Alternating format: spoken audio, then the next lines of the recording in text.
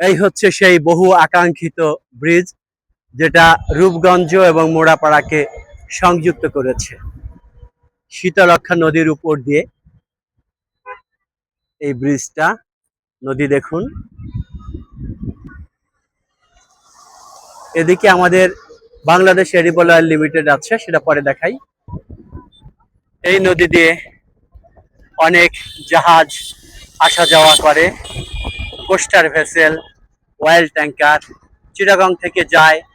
এখানে আছে city oil mill, আছে বাংলাদেশ এডিবল অয়েল লিমিটেড, অর্থাৎ রূপচাঁদা সয়াবিন তেল কোম্পানি ফ্যাক্টরি বাম দিকে, যেটা এখান থেকে দেখা যাবে না, অনেক দূরে। এই শিপগুলো আমি একটু কাছের থেকে দেখাই। এই হচ্ছে শিপ, এটা হচ্ছে নদীর পূর্ব পাড়ে ফ্যাক্টরি।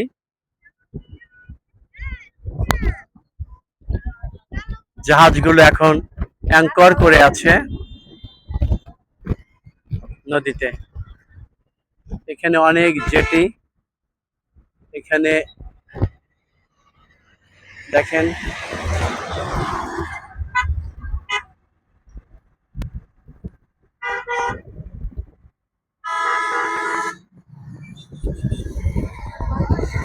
আর এইটা হচ্ছে উত্তর দিকে। এই হচ্ছে নদীর দক্ষিণ ব্রিজের দক্ষিণ পাশটা।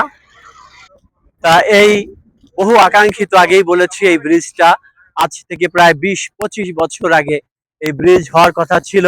অবশেষে ব্রিজটা কয়েক বছর আগে হয়েছে।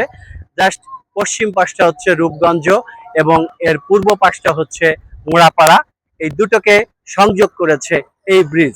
এই ব্রিজটা হওয়াতে এখান দিয়ে এই রোড দিয়ে চলে যায় মোড়াপাড়া, তারপরে রূপসী, রূপসী দিয়ে আবার সিলেট যাওয়া যায়, এদিক দিয়ে ভুলতাও যাওয়া যায় এই রাস্তা দিয়ে। যা হোক, আমরা এখানে এসে বেশ আনন্দিত যে দেশের এখন অনেক উন্নতি হচ্ছে। এদিকটা দেখাই, এদিকটা হচ্ছে আমাদের factory Bangladesh edible oil limited. কত সুন্দর দেখা যাচ্ছে, আমি আরো জুম করে দূর থেকে নিয়ে নিই।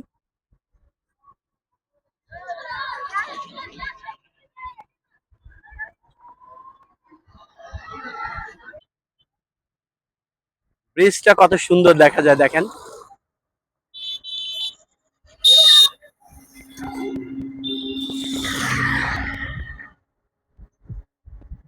আজকের বিকেলটাও সুন্দর, বেশ ঠান্ডা। এখান দিয়ে অনেক মানুষ হেঁটে যাচ্ছে। আমরা যখন রূপসী থাকতাম, রূপসীতে শীতলক্ষ্যা এ পাশ থেকে, পূর্ব পাশ থেকে পশ্চিম পাশে আমি আমার বড় ভাই সাঁতরিয়ে পার হয়েছিলাম। কিন্তু যখন পশ্চিম দিকে গিয়েছিলাম তখন পায়ে শ্যাওলা পেঁচিয়ে যাওয়ায় আমরা ভয় পেয়েছিলাম।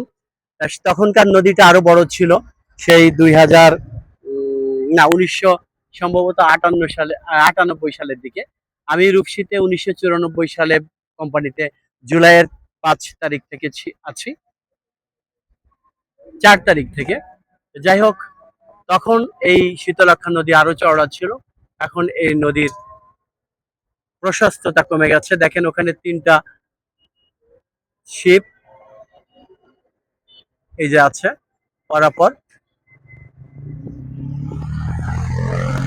আর ওই যে আর একটা দেখা যাচ্ছে, ওটা হচ্ছে ওখানে অ্যাঙ্কর করে আছে।